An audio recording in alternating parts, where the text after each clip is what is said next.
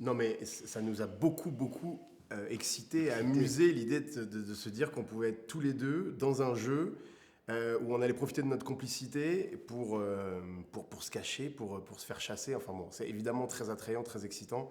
Et on a dit oui dans la seconde. C'est quand même une super proposition que tu peux faire à deux mecs qui sont amis dans la vie, quoi. Ouais.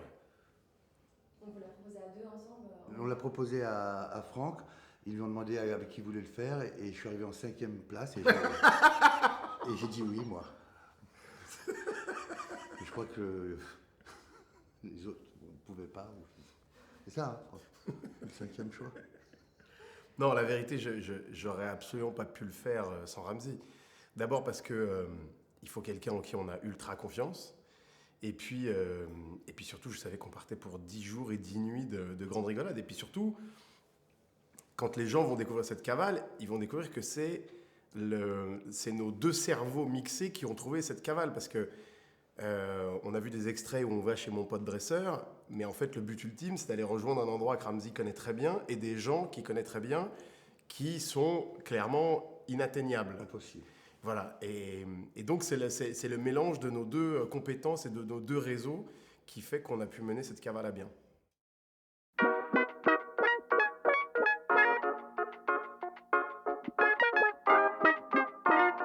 aviez eu Ah, un on but dans votre voulait tête. gagner, nous. Ah, on n'envisageait pas autre chose que de gagner. Et on a pris les choses très au sérieux en fait. Ah, vraiment? On n'est pas du tout arrivé en se disant on va faire un jeu, on verra bien. Non, non, on s'est dit il n'est pas question de perdre et il n'y a qu'une obligation, c'est de gagner. Et c'est pour ça que on avait nos plans en tête, on avait les gens dont on sait qu'ils allaient pouvoir être très utiles. Et puis il y a aussi toute la partie d'impro, parce que rien ne se passe comme prévu dans une cavale comme celle-là.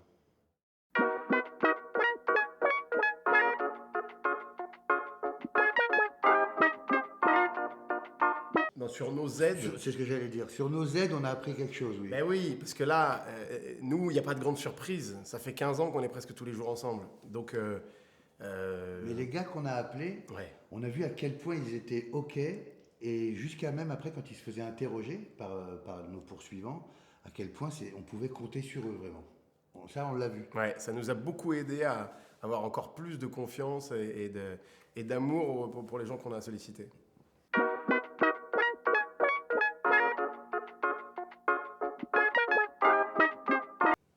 On a tellement rigolé que rien m'a manqué, moi.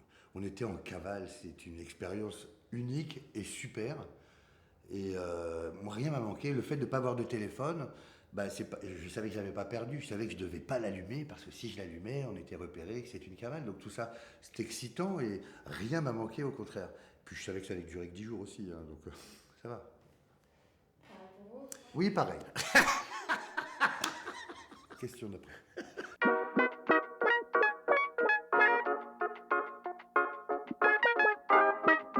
Non, mais effectivement,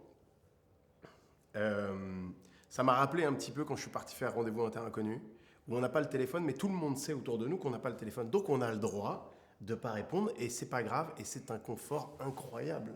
On peut ne pas répondre, ils savent, on est en train de tourner un truc, on ne peut pas répondre. Donc ne nous appelez pas et ne nous en voulez pas si on ne répond pas. On est en cavale. C'était merveilleux.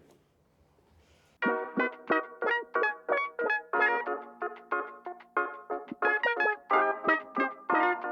peu aidé pour. Ah non, mais je crois que c'est tout le concept de cette émission. C'est concrètement beaucoup plus compliqué quand on est une personnalité publique de s'échapper.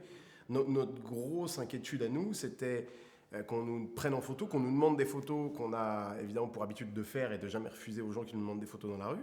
Sauf que là, j'ai le souvenir de photos qu'on a fait en disant aux gens ne mettez pas sur les réseaux, ne publiez pas, ne dites pas où est-ce qu'on est. Et le lendemain, j'y étais. Ouais. Ouais, ouais. On a eu, alors exactement, on a même eu au moment du départ au Trocadéro quelque chose qui nous est arrivé.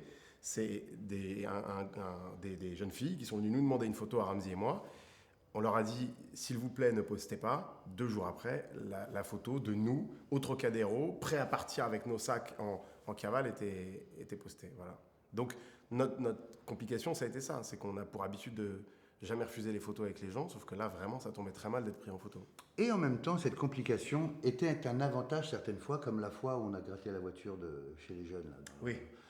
Où forcément, quand on s'est mis à frapper à des portes, on ne savait pas où aller, on ne savait pas où dormir, on ne savait pas quoi faire à un moment. Et on a frappé à des portes. Et c'est vrai que quand les gens ouvrent la porte, il y a quand même... ça arrange d'être connu. Ils n'ont pas peur.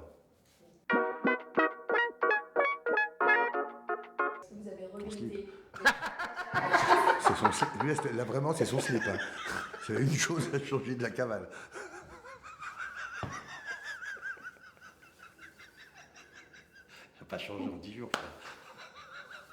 Je lui change de slip. Non, non, cavale. Mais t'as le temps de changer de slip, enfin. Non.